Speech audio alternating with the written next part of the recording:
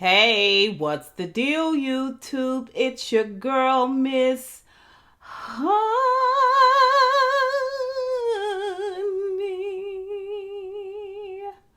Welcome back to the channel, you guys. It is your girl, Miss Honey, here with a review for Yana. Now, I have did a long form review for episode 1 and episode 2. And today we are going to do episodes 3 through 5. Why? Because, in my guesstimation, episodes 3 through 5 really didn't need my long form, right? Let's talk about it. Now, the first episode, of course, we're getting to know our characters. We're setting our scenes, right? Y'all don't worry about my nail salon in the background. Y'all already know what that is, okay? You know, Miss Honey likes things nice. I digress. And then episode 2, we did long form because we were still kind of rolling out our characters, right? And it was a lot going on. Still, episode 3, I started to stumble in terms of my feelings for the characters that I had already gotten to know. Judge Desiato, Adam, old brother Charlie, and I was starting to feel a type of way. I was starting to, get a little, about the show. So I thought it would be better to kind of nutshell it and just get us through episodes 3, 4, and 5. And, we can discuss. We can talk a little bit more about it. When I do it in long form, it takes me a lot longer to get it up. And I get so involved in the show when I do it in long form. Like, I don't need to be involved like that in this show because I'm gonna end up cussing. Okay, and we're gonna talk about it, but let's go through it. So we have we know what's going on with Judge Desiato and his son Adam, and we have now seen the fallout of the lies and the cover up and the deception. And episode 3 is where things take a really crazy turn and we begin to see all of the collateral fallout of the lies and the deception that Judge Desiato has caused to come into play or set into motion, so to speak. We see where Judge Desiato is continuing to cover he and Adam's tracks as much as he possibly can, all while trying to keep things as normal as possible. I mean, he just wants things to go back the way that it was. Adam's in school and he's on the bench and he is, doing his part to be a good, kind, reasonable, fair judge. That's all he really wants to do. The die has been cast, though, as we know, and there's just no way for him to really go back to that place, right? We see where, like I said, he's trying to keep things as normal as possible after he finds out that Adam has stopped at a gas station after the death of Rocco, after he had mistakenly killed Rocco on a motorbike. He left the scene and got gas. And Just Desiato is he's about to come completely undone. Like, it's really his own fault, because the opportunity, the moment he decided that he was not going to go into that police station and take Adam and just say what happened, the moment he decided he wasn't going to do that, he was then obligated to make sure that his plan was air friggin' tight. And it has been everything but airtight. I mean, the back door on this thing is open. All the windows on this lie and this deception is open. Okay, the trunk is up, the hood is up. All the doors are open, like full on. He didn't really quiz Adam. He hasn't had like a moment to sit down, to calm down and really talk to Adam about everything. So, it just seems like every time he does have a halfway decent conversation with Adam, another bone pops out of Adam's dad-burned mouth. Now he's learned about the gas station. So now he is in a bar. He's in a bar, supposedly getting stupid drunk. He's supposed to be this arbitrary guy, just wanting to talk about the fact that his wife is cheating on him. He tells this ridiculous lie to a guy there in the bar. Now he knows that the guy in the bar is the owner of the gas station. But he's told him this crazy lie about he found a receipt in his car. He found a receipt on his wife's person that was from his gas station, but he had her car that day. She wasn't in her car. He wanted to go look at the videotape. So he's gotten this drunk, dejected gas station owner to let him back in the gas station and let him see the video. Then he does a couple of other things to get the guy to leave the room, where he finds the video of Adam standing there at the gas pump, and he takes a snapshot of the car tag of the car that's behind Adam that was honking at him to hurry up. And then he deletes the video.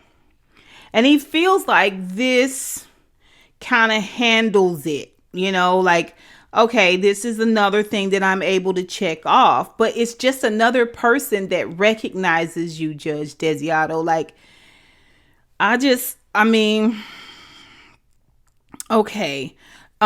So after he does that, let's just talk about the loose ends for episode 3. Now we're just in episode 3 now. Let's just talk about the loose ends of episode 3. Adam is self-destructing. Okay, he's taking photos of his bruises and the crime scene, his shoes. He goes to the jail house where Coffee Jones is being held. And you guys already know how I feel about that. And he's taking pictures. Some of the guards come out and tell him, hey, what are you doing here? You can't be taking pictures of a secure building. What's your name? And he tells them, Adam Desiato. Are you any kin to Judge Desiato? Yeah, as a matter of fact, show him your bruises. Show him the film you got on in your camera, Adam. So they can go ahead and take your behind on in here. You get what I'm saying? Like, what is you doing? What is you doing? This is why Adam is one of our loose ends, you guys. Okay. All right. So, like I said, he's gone back to the crime scene where there was another black truck, just like the black truck that was following him that day, just like the black truck of the security detail, the guy who's over the Baxter security detail, at the opposite side of the street, facing him as he's taking photos of the crime scene tape. It's still gathered there on the ground in darkness where the blood was, and he's taking pictures. He looks up, and they shine their bright lights in his face, and he just stands there like a praying mantis. I was like, the kid has zero zero self-preservation sense, like full on. Like, it's one thing to raise your kids to be good and kind and pure. It's a completely different thing to raise your children to have zero sense of awareness. Do you know what I mean? Like, he's just always in this, like, ghostly kind of look where he goes to take a picture of this truck and it runs like right into him and then swerves off. And Adam goes on about his way. He goes on about his way like it's no big deal. So another loose end is Costello. She's still hot on the trail of the car thief, even though the car thief is in jail and has confessed to killing Rocco Baxter. She's there at their house to take Adam's fingerprints and Judge Desiato's fingerprints to rule them out of the crime scene. And I'm like, obviously their fingerprints are going to be all over the car. You don't need their fingerprints. And also to take y'all statements. Like, really, sis? Really? This what you doing? Like, she's over. I think she's just doing it to be around Judge Desiato. That's how it's coming across to me. We see Charlie. By now, Charlie knows. He knows that Judge Desiato asked him to get rid of the car because the car was involved in a hit and run. And he still is treating Judge Desiato like a brother. He does really truly seem to care for Judge Desiato, but he is not, he is being very clear with Judge Desiato that he does not want to be pulled down. Like, he's running for mayor and he doesn't want to be pulled down into no mess. So he wants him to make sure he gets this thing locked up, airtight, said and done. Okay, now he was pissed. What the heck did you get me into? But at the same time, he empathizes with Judge Desiato. So he wants Michael Desiato, the judge, to keep it in the road for both of their sakes. Then another loose end is Little Mo and Lieutenant Rudy. Lieutenant Rudy is the guy that called Little Mo before it had Little Mo call Coffee. Okay, so they have found out that Lee, Judge Desiato's old intern and an excellent lawyer from the private sector, is representing Coffee. And they're a little concerned that he's going to flip his plea of guilty. And Lil Mo assures him, no, he's not going to flip. He's a loyal soldier. You don't have to worry about that. And I got him on the inside, so you won't have to worry about him like feeling like he's all pinched up on the inside and he needs to confess and try to get out, right? No worries. Just keep it all, everything's fine. Everything's fine. Don't worry about it. We got this, okay? Still, they're loose ends. More loose ends. The Baxters, okay? Now, they got an older son, Carlos, who in Angola prison, right? And he's in Angola prison for jumping on a 15-year-old black kid and cracking his spine and paralyzing him. First of all, he beat him within an inch of his life and severed his spine. And he's a racist sociopath, psychopath. Okay, and he's in Angola prison for that. Now, he's got to be in Angola prison for something else, because we know that you can kill a black person like swatting a mosquito and get 0 to nothing for it. Like, you know what I mean? They look like they want to put you in jail, but they just pacifying us so we can go on home and forget about the whole situation. But you got Angola for that? No, you got Angola for something else, okay? Angola ain't for the meek and mild amongst us. You know what I'm saying? Angola prison is for some serious crimes, right? Okay, but let's just play along. Okay, so He is in Angola prison now, but Mrs. Baxter wants him to be let out so he can go to Rocco's funeral. They got a whole conversation going on about it. You know what I'm saying? They got the board members and the parole board and the arresting officer, which the head of the DA office and all of that stuff is, which happens to be, I believe, or the Judiciary Committee, which happens to be over Judge Desiato. And so he hears the conversation. Judge Desiato, he's being reprimanded because a lot of cases are slow because he's taking his time with these cases and not just, giving people time and sending them on. So she's brought him into her office to talk about that. But then when she gets this like Zoom type call or conference call from Angola prison, talking about Carlos being let out to go to his brother's funeral, and Judge Desiato kind of overhears that.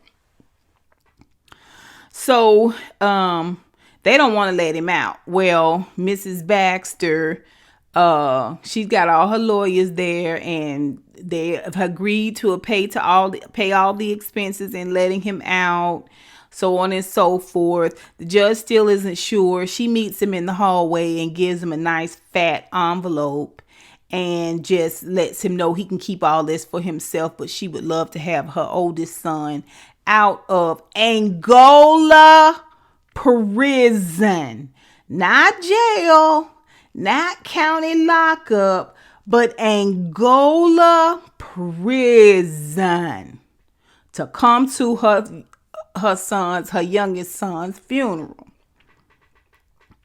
So she's kind of setting this in motion. Now, if he gets out, it's a mess. It's going to be a mess. It's going to be like a bull in a china shop. I mean, he's going to run around ripping the heads off of everything until he gets justice for Rocco. So we don't necessarily need him on the outside. You know what I'm saying? It's like releasing her own personal juggernaut. So it's a little nerve-wracking. Now, for as angry and bitter and mean and vengeful as Mr. Baxter is, it looks like Mrs. Baxter is 10 times as deadly as Mr. Baxter. Okay. Let's talk about Coffee. After Coffee meets with Lee, his attorney, and Judge Desiato's old intern, he thinks that Lil Mo paid for her, but she lets him know she's pro bono, and he says, "Oh, Latin," and she says, "You know Latin," and he tells her the story about how he knows a little bit of Latin, and it's a good story. He's not some idiot. He's not some dumb kid. He's got circumstances that has put him in this place where he is a part of the Desire gang. But he's smart and bright, and he's not just some ordinary kid. You know what I mean? He's not some roughneck that can't read past his nose. He's a smart fella. So she lets him know that she knows about how the NOLA police torture young black boys and get them to confess to crimes that they didn't commit. He knows where she's going, but she's sure that he's been a part of this torture because of the red, grainy eyes. See, this gas chamber thing that they did to him in this car, they've done it to other children before, or they've done it to other black males before. Let me just say that. And she sees that his eyes are that way. And he has made up his mind because he doesn't want anything to happen to his mom. See, he's committed to Little Mo to be a good soldier in order to protect his family, who's still on the outside.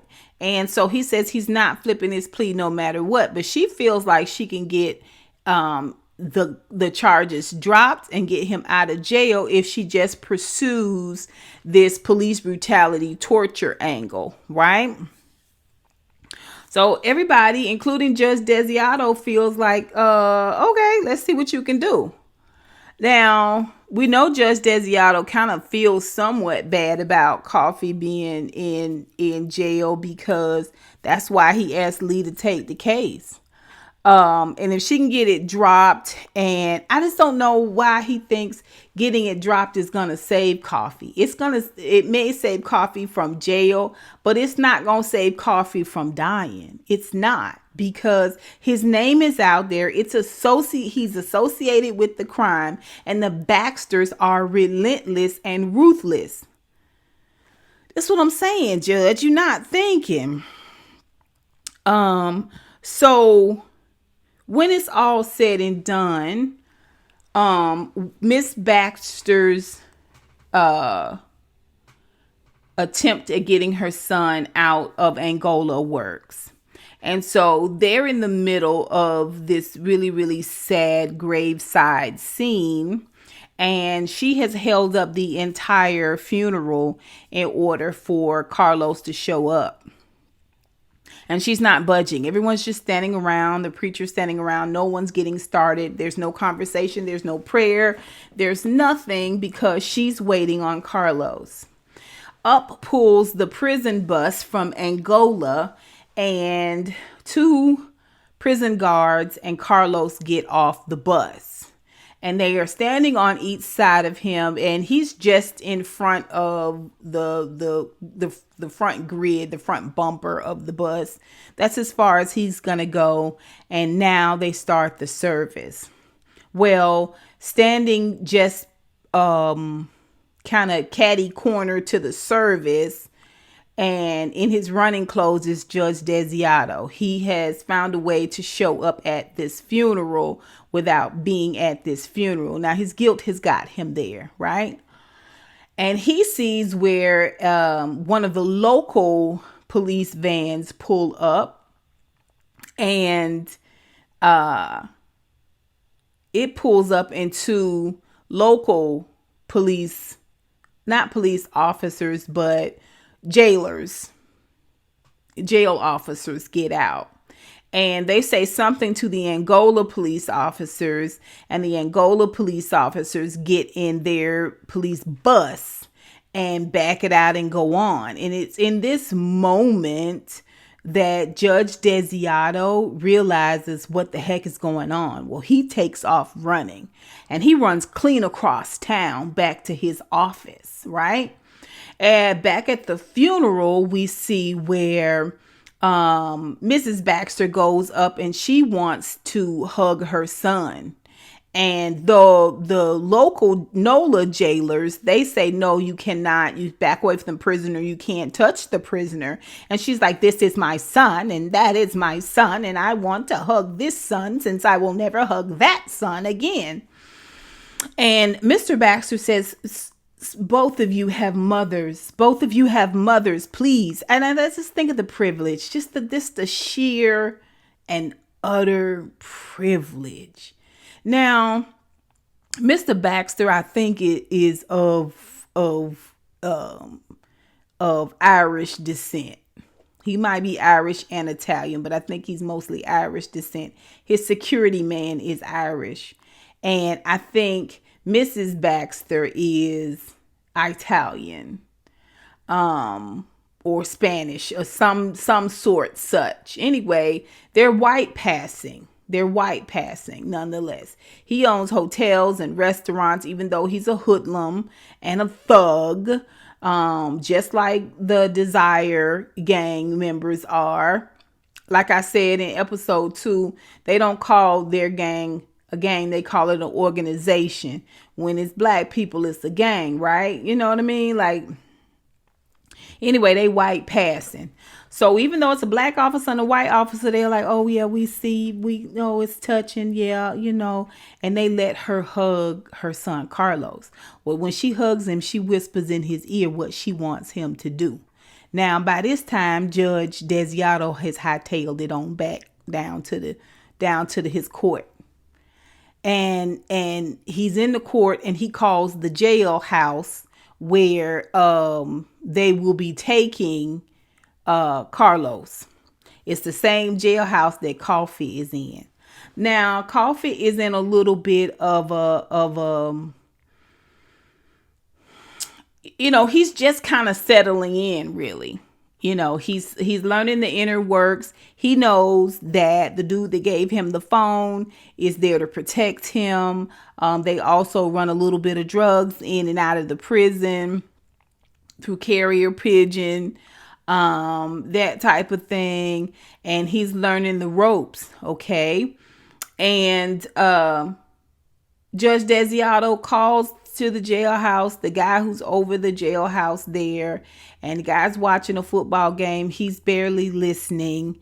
And Judge Desiato, he's trying to do it kind of calmly, but he feels a sense of urgency. He lets him know, you need to move Coffee Jones to private lockup, because they are going to be bringing Carlos Baxter. And when he says the Baxter name, this is when the guy stops watching the football game and starts to pay attention and says, yeah, don't worry, I'll have him put into solitary confinement. He doesn't do it. Okay. And so after the first attempt on Coffee's life, which his boys saved him this go round, and I couldn't watch it. I was just like, I can't watch this black man be killed. But his boys saved him. After he has a conversation with the guy who's supposed to be protecting him, he sets it out for him. He says, there are people who are, the puppet masters. They rule certain areas and certain things. And the Desire crew, they run a certain portion of this jail, but the Baxters run all of it. Their hands are far reaching, much farther reaching than the Desire gang. And so Coffee wants to know what it is he can do. Like, how can he save his own life? And the gentleman didn't say anything. And the next thing we see is where the police, the jailers come and get him once more. And they take him to a dark corridor. And at the end of that dark corridor is a room, and there's a light. And so he walks down this dark corridor, and when he gets to just inside the doorway, we see Carlos Baxter sitting down in this lit room.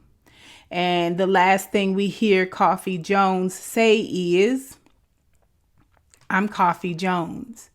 We don't see what else happens, but we know by the end of episode 3, Coffee Jones is dead. Yet another bit of collateral damage from this lie and deception that Judge Desiato told, and that Adam has become complicit in. So, we see where in episode 4, Adam continues to spiral. He really is looking at his teacher, and now we know his lover. She's the girl that was in the bed with him in episode 1 for comfort. He is looking to her to be this person that he can go to and he can talk with about the situation. But he learns very quickly that she doesn't want to know really how he hurt his shoulder. She doesn't want to know what's really going on with him. He insists on telling her. He can't talk to his dad really, because his dad wants him to keep it tight and keep it right so we can stay alive, right? This is his girl. He's a high school kid and she's a teacher, and he's naive enough to think that they supposed to be ride or die, But she's like, no, don't tell me. And he tells her what he did and how he did it and the cover up, And she also realizes that if he spirals out of control with this situation and can't hold it in the road and can't keep this thing a secret, he's certainly not going to be able to keep the fact that they're sleeping together a secret. And that's ultimately her thought process is, no, no, no, no. Just stop talking about everything that should be a secret immediately. And it throws him off because he feels like he loves her. He's all but proclaimed his love for her. And even though she says she loves him, he can tell by her behavior that she just wants him to get it together, like to pull it together. Everybody wants Adam to pull it together. And it is the one thing he refuses to do amicably. It is the one thing he refuses to just do. It blows my mind. It blows my mind because you could at any time go into the police station and say, you got the wrong person locked up. It's me. You could do that. And then take whatever comes with that. You get what I'm saying? But instead, you'd rather go through these little microaggressive steps to sabotage instead of help. Instead of lending a smart idea. You got your dad out here whipping in the wind. And as smart as he is, he's making one stupid decision after another. And all you want to do is just talk about your feelings. So he's even more confused and even more hurt. And after basically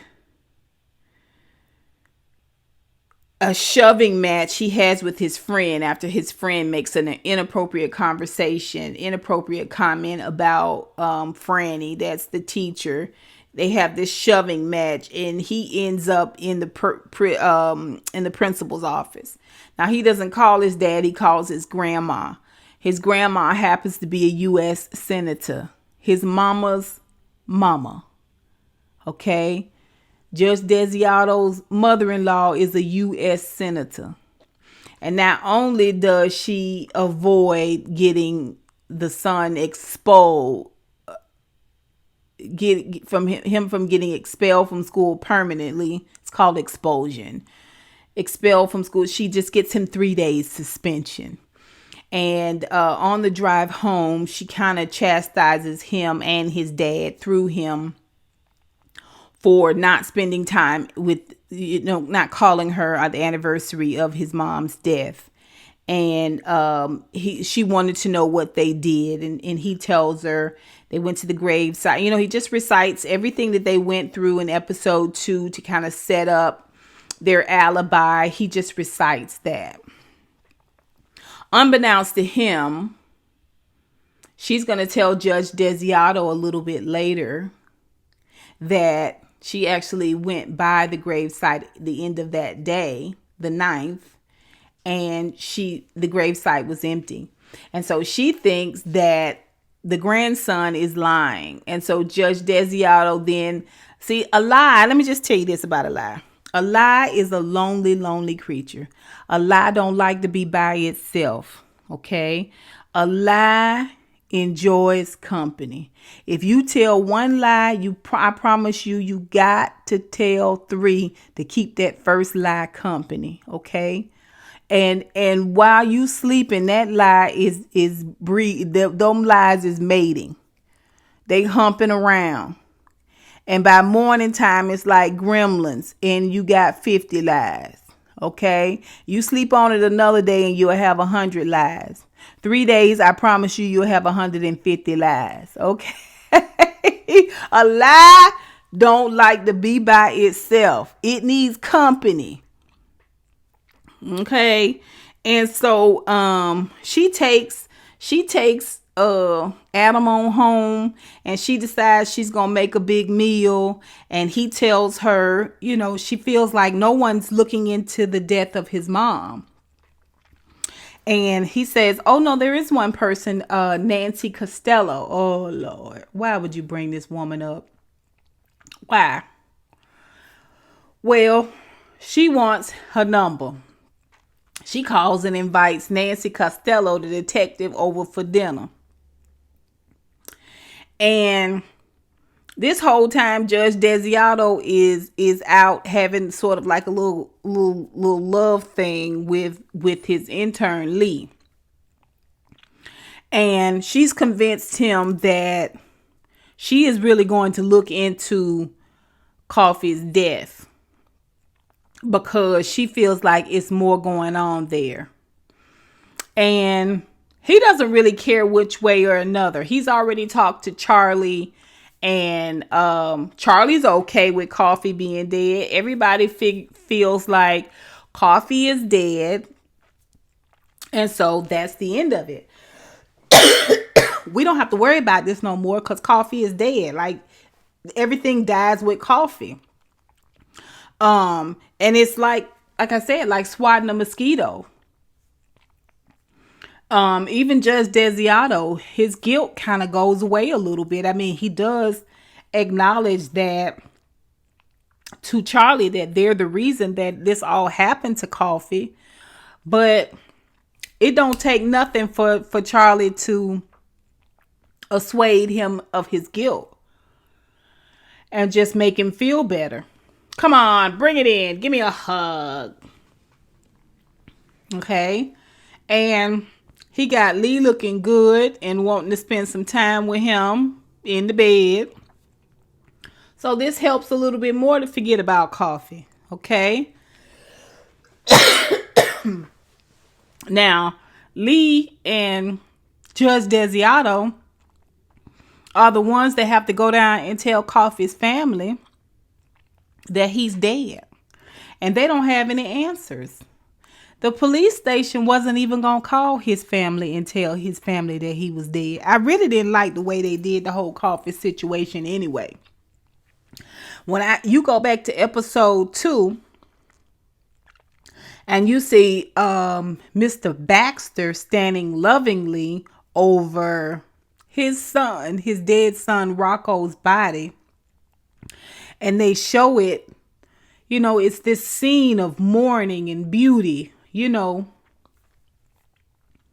but with Coffee, we just see them zip that black bag up, right? That's what we see. And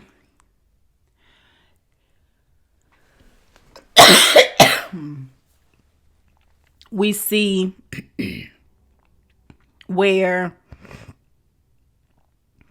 the guy who's over the police station goes in and talks to Mr. Baxter and Carlos. Carlos, Coffee fought him a little bit, and Carlos has got a cut over his eye. And they agree not to mention the whole situation because he's supposed to get out in 2 weeks anyway. Out of Angola in 2 weeks anyway.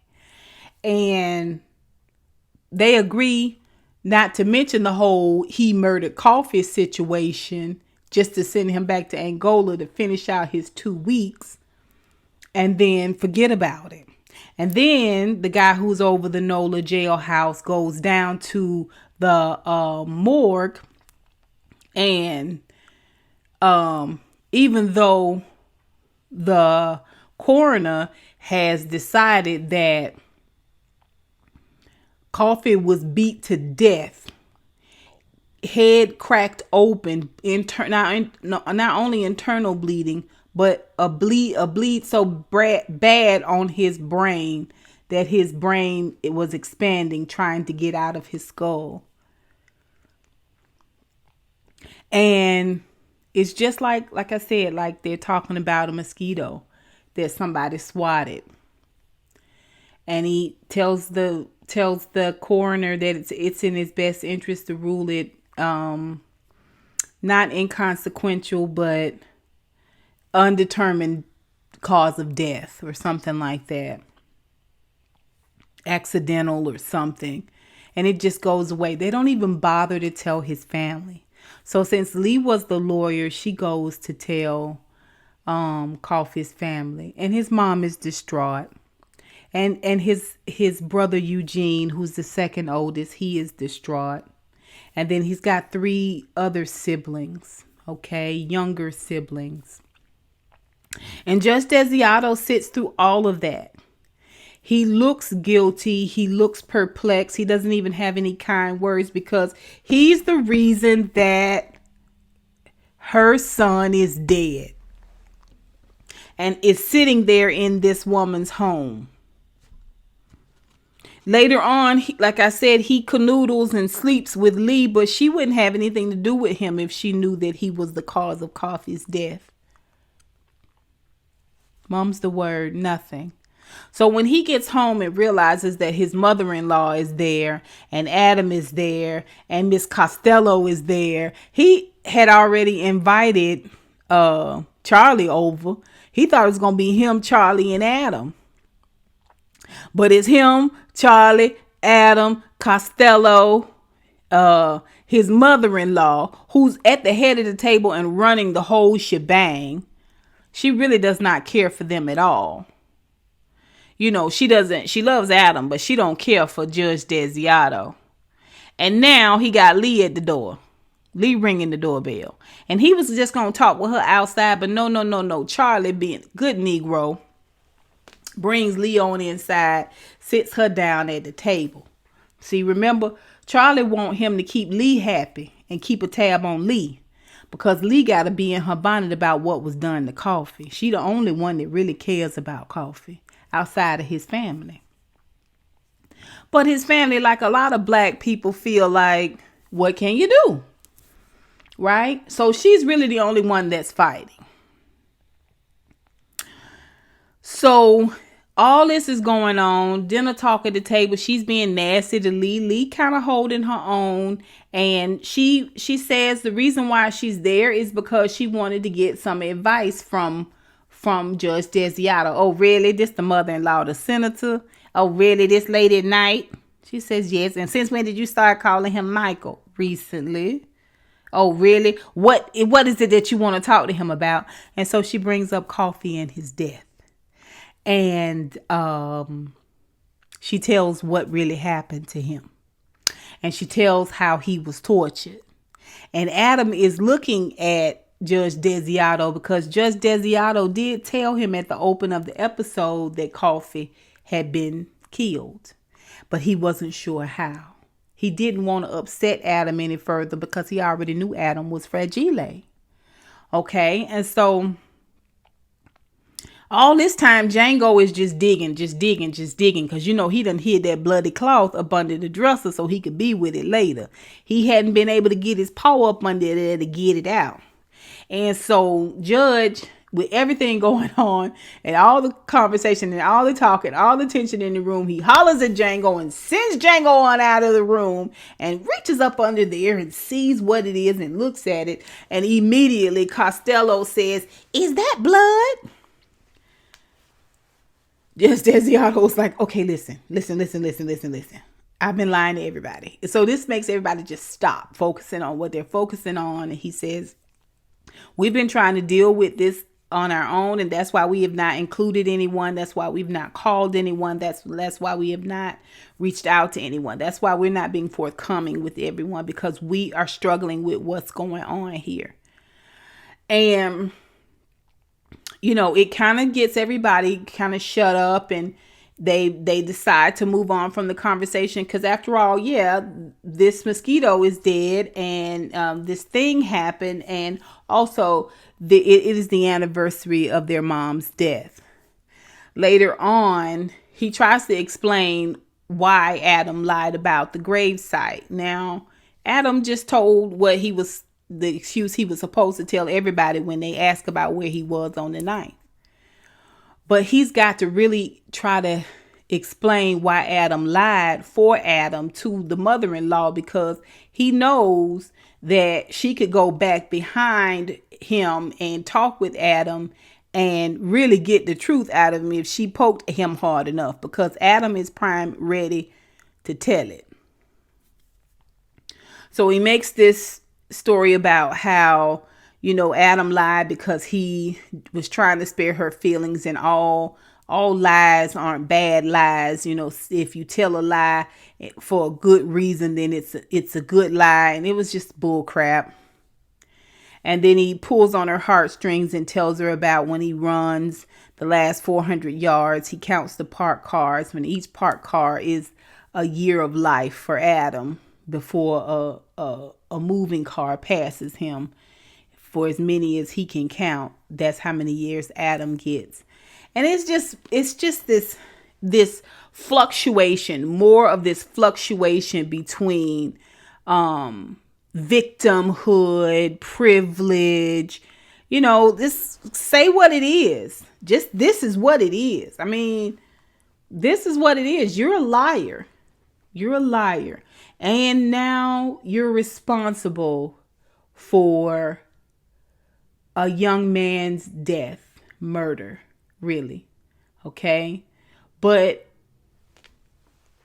that ain't all. Now, we're in episode 4.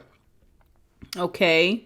So, like I said, Judge D continues to call on Charlie for support. Our loose ends are Franny. Okay? She doesn't want any parts of this situation, or does she? She seems a little bit opportunistic to me.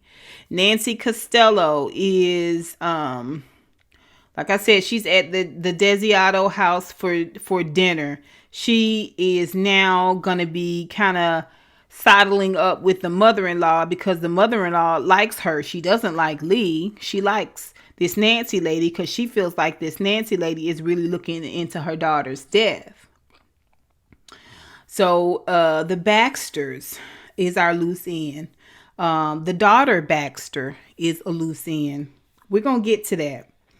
Like I said, Lee was given the unfortunate task of talking to Coffee Jones's family, and this just knits and ties her even closer to the case. We see where Little Mo, the Desire crew, is also another loose end because Little Mo comes by after Lee and Judge Desiato leave from his house telling his mom what happened to Coffee, that Coffee was dead. We see what Little Mo comes by to bring some money to give it to Eugene. Now, he doesn't go and talk to the mom for whatever reason. He gives the money and talks to Eugene. So I'm assuming Eugene is the responsible one.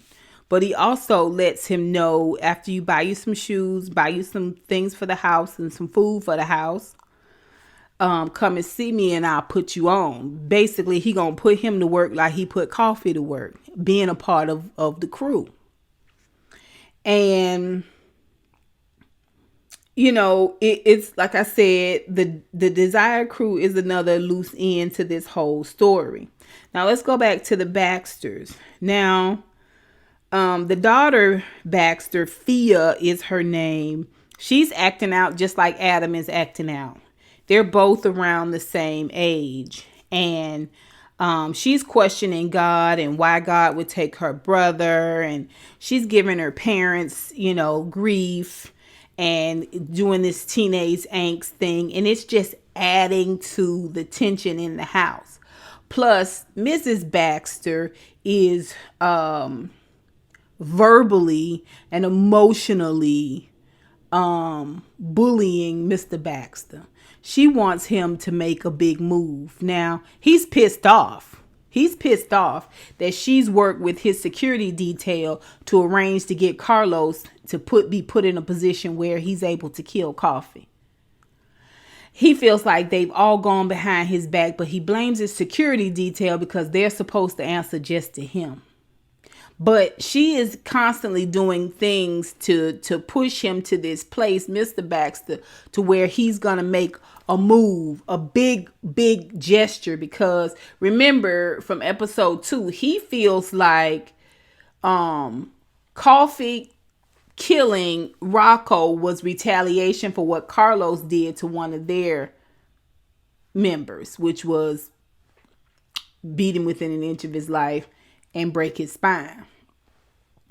And he feels like he's going to clean the whole city up, and he's going to make it shine. But he's not moving as fast with that because he knows it's going to be a full-on war. Where Mrs. Baxter doesn't give a daggum. She wants this thing done. She wants it done.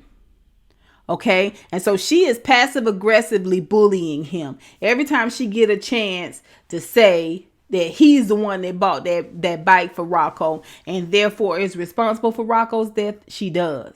And it pushes him to this point where he talks to his security, the head of his security, and he makes a decision. Now, remember, Eugene's got this money. He's able to buy something other than pickle juice for his family.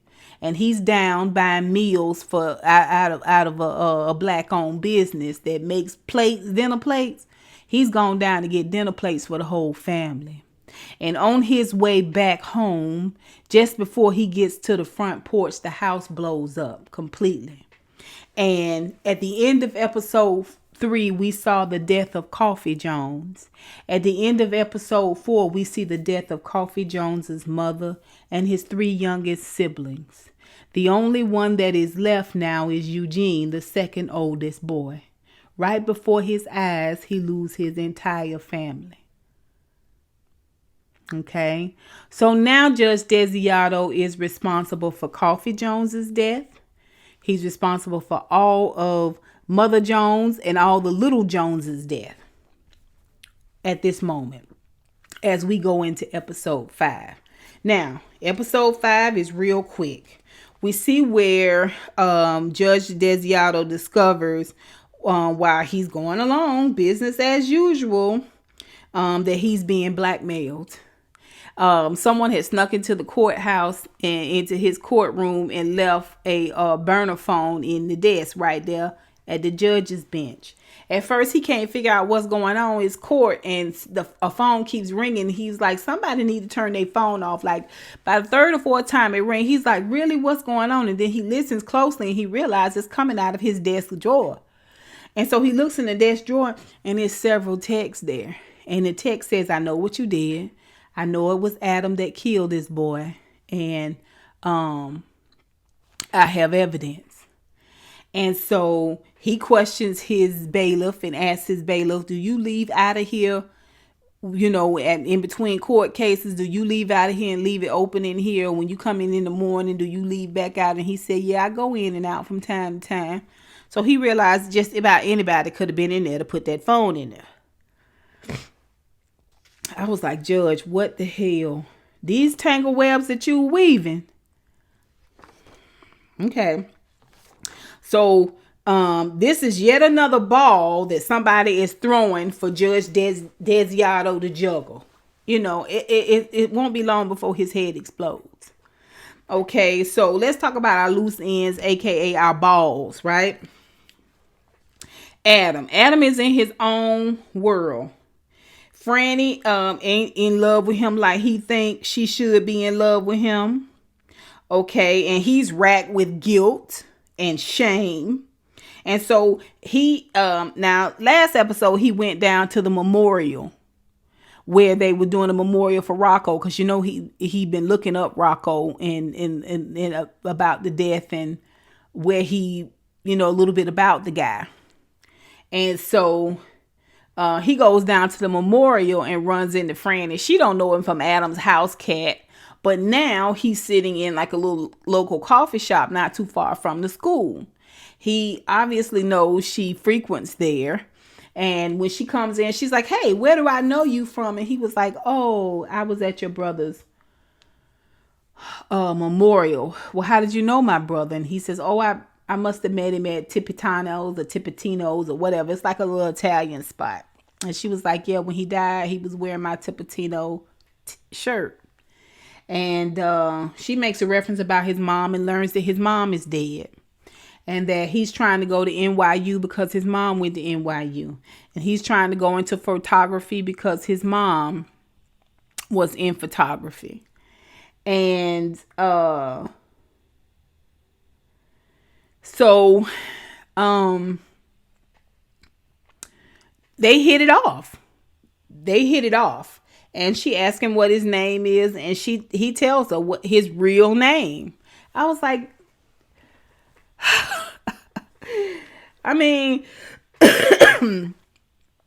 you're not so naive, Adam, that you think that everybody's gonna be like, okay, Adam, you're such a nice person. I forgive the fact that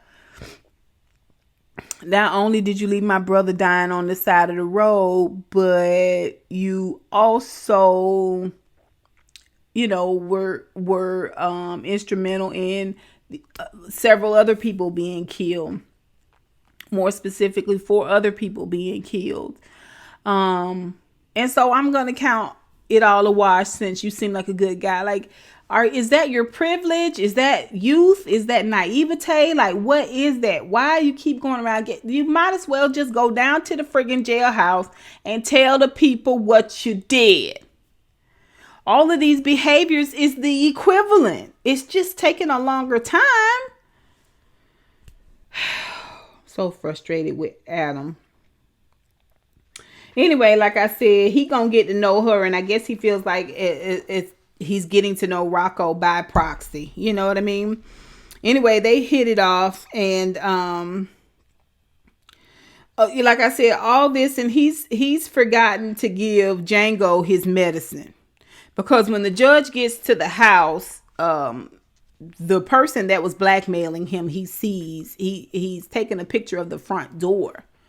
And he goes inside. He's got a baseball bat. He's put a article about Rocco's death on the front door. All of this, the blackmailer's doing all this to let Judge know he knows where he lives. Like he's checking for him, right? Goes inside and he finds Rocco has had several seizures. Adam's so busy doing his own thing, he didn't even give Django his. He finds Django has had several seizures, and he's so busy, he done forgot all about Django. And the judge is calling Adam. He can't get at him. He's putting Django in the car to take him off to the vet. The neighbor lets him know it was a green Camry with a U shape in the window. Okay. And it had a tag on it. I forget what she said. The tag was like a county tag. Anyway, he takes Django on down. And it's touch and go with Django, but he finally does get Django back. We see where Eugene is burying his family. They in New Orleans, they do that parade type processional they do with the funeral, and them carrying those little caskets. I was like, Lord, and they was just little plain card, like little pine boxes. It was sad. And then he had an airbrush t-shirt with his mama and his 3 little siblings on the front of it. Okay. This is when we finally get to meet Big Mo. Now, Big Mo, I'm assuming, is Lil Mo's mama. And she is over the Desire crew. A beautiful woman. She paid for Eugene's family's funeral. And she forces Lil Mo to tell Eugene what really happened. She forces Lil Mo to come clean with Eugene about Coffee. The fact that how he got pinched, he was doing something that Lil Mo should have done. Instead of Lil Mo going and taking that car and getting rid of it, he sent Coffee to do it. And that's how Coffee got caught up in all that and consequently ended up dead. Now, at the pinnacle of this is Judge Desiato. But Lil Mo was pivotal in the situation as well. Okay? And then she takes Eugene outside and she has a heart-to-heart with him and shares a story with him. She says that she's never told anyone else. Now, I say she says because Lil Mo is still the head of a ruthless drug gang. Just, it is what it is. She's a female. She's a woman, yes. And she trades a secret with him about her mama and how she died and how she kept her mama. She wasn't but 3 or 4 years old when her mama died, and how she kept her mama's body warm with blankets. And nobody ever came. Nobody ever came. And that's why she paid for his funeral, his family's funeral. And that's why she gonna see about him. And she gonna take care of him. But if he wanna go his own way, he can go his own way. No questions asked. And he said he want the Baxters to pay. He want the Baxters to pay for killing his family. And she said, we can do that. But Big Mo played the long game. So you got to be patient with that revenge. But don't worry, it's going to happen. She leaves a wad of cash in the seat just to see if he going to take the cash and not say that he found it. But he gives it back to her and lets her know that he knows that she was testing him and that he can be trusted. So now he's a part of the gang. Okay. And basically they hang out under this bridge waiting for cars to pull up and buy some drugs. All right. And he sees where a white BMW, is it a BMW? Mercedes pulls up, and it's Lee. And Lee doesn't want him to be out there on the street, but Lee ain't trying to take him in either. She does take him to lunch. And she wants him to know that he don't have to live this lifestyle. He was like, what are you talking about? I got to eat. I got to see about myself. I got to take care of myself. I'm underage. Like, you know what I'm saying? Like, I don't know where my daddy is. I don't know. My mama gone. I ain't got nowhere. Like, what did you talk about? I can't just click my heels together and be safe and warm somewhere. And she was like, look, I need to do a second autopsy on your brother. In order to do that, I need to have his body exhumed. And I need to have an adult's permission to do that. At the same time, Lil Mo comes in and Lil Mo sends Eugene on back out there on the streets to work. And he sits down and kind of low-key threatens Lee. But Lee don't care. She's like, you don't threaten me. And I'm not easily frightened. She gets up and decides she gonna go on about her way. And when she goes outside, Eugene say, Coffee Daddy wasn't the same as my daddy.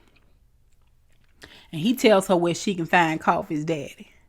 And Coffee's daddy is a manager like at a shoe store or something. He got a wife and 2 good girls. And he feel like Coffee was kept away from him so long that he wasn't no good no more. He couldn't have Coffee around his girls, giving them a bad influence. They good girls and Coffee wasn't a good. See, this is what I'm saying about being mosquitoes.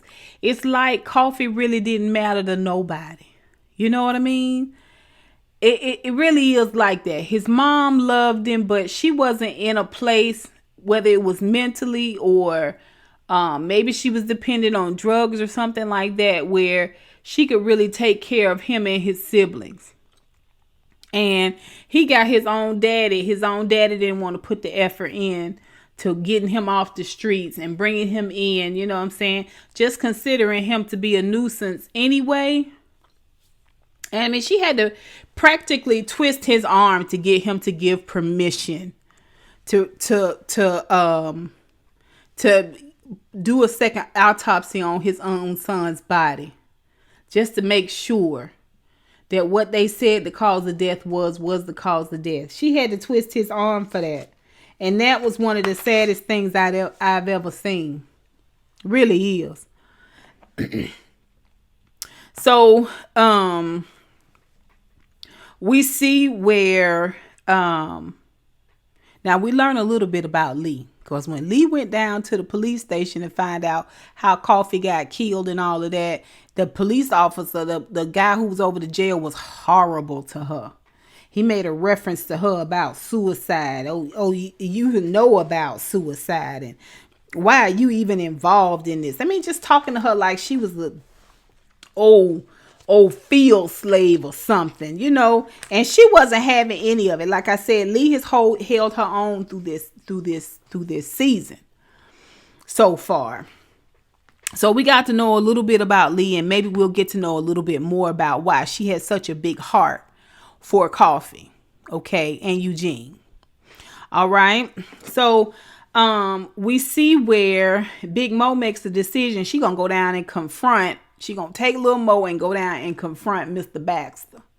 Okay, because it's one thing that Coffee got killed. It's a completely different thing for you to blow up a house in my neighborhood and kill a mama and her 3 children. That's a completely different situation.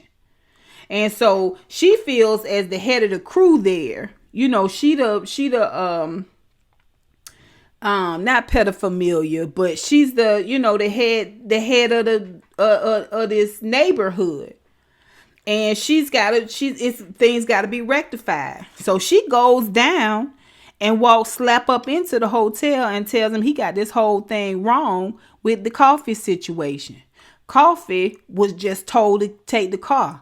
He took the car on the 10th. He was arrested on the 10th. When was your boy killed? And really, Mr. Baxter don't want to hear that. He don't want to hear that because this means he killed an innocent guy. Now, not that he cares about that, but it was a lot of wasted time and energy to swat this mosquito called Coffee when he could have killed the right person. Not that he feels any shame or remorse about killing this black boy. I don't think so. I really don't think so. Okay, because Carlos is out of jail and the mama's really happy. He's really happy that Carlos is out of jail, but he knows that Carlos is a ticking time bomb too. It's actually having Carlos out of jail is a liability. And now to find out, Carlos sitting there, he hears all of this, that he killed the wrong person. That means that Carlos is going to be a wild ass on the loose again. It's going to be a mess. And so she tells him, when was your boy killed? He said on the 9th. She said exactly. So how could he have been the one to kill your son? Just think about it. She said, now if you want war, we can do war. But before we get this war thing kicked off, you might want to check your facts. Okay, and she says, let me know. And she goes on about her business. Well, Judge Desiato is running around like a chicken with his head cut off. Because he got to come up with $222,000, okay, to give to this blackmailer. And he got to get Django out, okay? And so he's sitting there on the floor trying to figure out what it is he going to do, and got Django there with his paws all wrapped up because, they done had him in the hospital. Adam come in from frolicking with Fia Baxter and finds out that he didn't give Django his medicine and Django had seizures. And, what's wrong, Pop? What's wrong, Dad? I don't understand. Well, first of all, you almost killed Django. And second of all, when I call you, you need to answer your phone. Okay, now he got to go down to the bank and get this $222,000. Well, they can't give it to him all at once. So he want to clear out Adam's college fund. But Adam's college fund is locked tight. He can't get that money. He can only get the money he had in his own savings and 401k, which was short of $222,000. And then he's got to go down to the waterfront with a waterproof bag and take the money and throw it in a certain place and give it to somebody. He's supposed to, meet up. And at the same time, all of this is happening. The Baxters, thanks to Big Mo, got a bee in their bonnet about who really killed Rocco.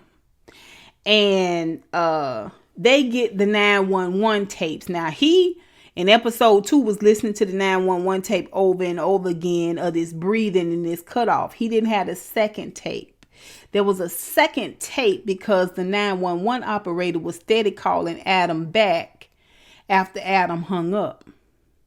And while he was at the gas station, okay, getting gas, the 911 operator had called back, and evidently the phone is automatically answered, and the phone automatically answers, and it recorded the car behind Adam honking at him as he's trying to get gas and he bum fumbling around trying to get gas, and the person is hollering and screaming at him and so on and so forth. Well, this was the tape that Mrs. Baxter heard when they was listening to all the evidence, trying to figure out what was really happening. Like, they felt like they had really vindicated themselves completely. Like,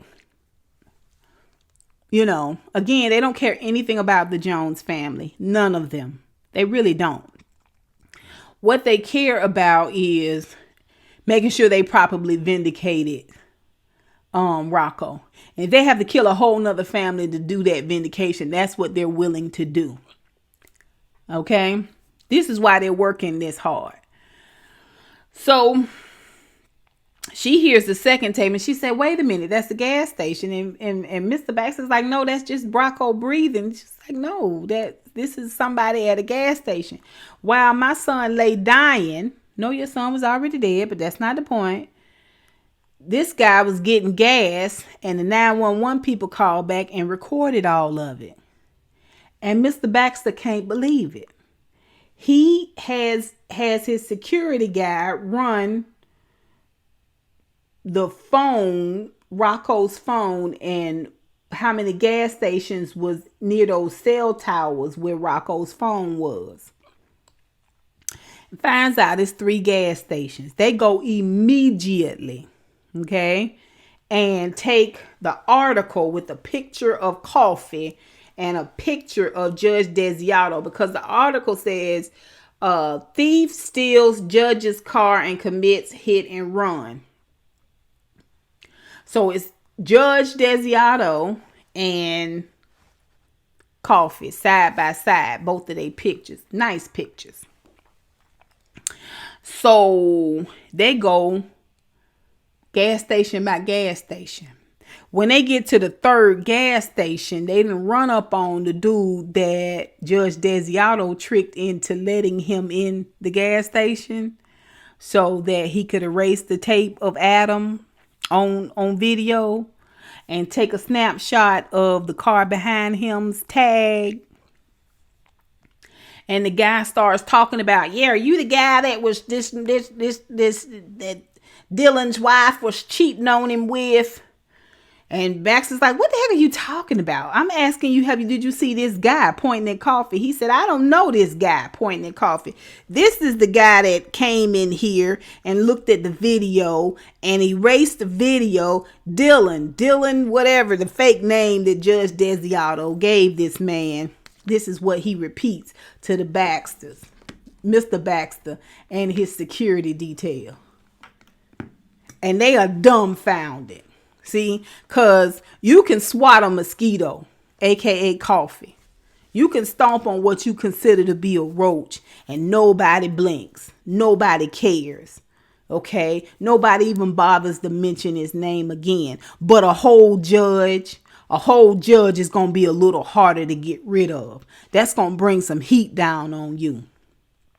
And that is how episode 5 ends. Now, not before Judge Desiato, in his frustration to take this little bit of money he could get, he's trying to make it through, and they must be having some of their Mardi Gras stuff, drunken people. He was trying to make it through the crowd. He's like down on the wharf or something like that. And he's so upset and so frustrated and dropped the phone and he's mad, and the person keeps calling like, where are you? Where's my money? I want my money. He's like, go ahead. I'm trying to tell you I don't even have all the money, and you don't even have the balls. You don't have the cojones. If you got so much evidence, you don't even have the cojones to use it. And he mentions the green Camry and, a couple of other little tidbits that he knows about the car and what so-called evidence, and hangs up on the guy. And he feels good for a moment. He feels like, maybe he's taking a little bit of his power back, from this blackmailer. And then the blackmailer texts him. It was the car that was behind Adam, was recording Adam the whole time that Adam was pumping gas. That's who's blackmailing Judge Desiato. It's at the same time that this goes on that Mr. Baxter discovers that Judge Desiato is the one that was that is involved with Rocco's death. That is episode 5. So I hope you guys enjoyed this multi-episode recap. Tell me what you think. I'm very, very frustrated with how the Joneses are being portrayed. I'm very frustrated with how the other black characters are reacting to the Joneses' death and Coffee's death. How this black male is being shot. Just filmed, how the story is being told, like from this really, really loving, caring place for Rocco. But for Coffee, it is, I don't know. You guys tell me what you think. I had a heart for Adam and for Judge Desiato up until the first episode, second episode, when I realized all they had to do was just tell the truth.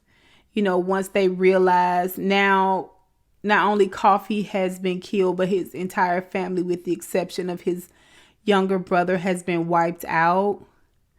And not one person has cried for the Joneses. Not one person has cried for Coffee. And it breaks my heart. It breaks my heart, and it just puts me in this weird place with Judge Desiato and Adam. I just don't have any sympathy for them. I don't have any sympathy for Charlie because he doesn't have any sympathy for his own people. He's shown more love and compassion for Judge Desiato than he has for this black family, this black male. And it's a bit of a problem for me. I don't know what episode 6 is going to bring, but I will be back with that. You guys tell me what you think of these 3 episodes. I'd love to hear it. Put it down below. And until next time, honeybees, mwah, mwah, mwah. I holla.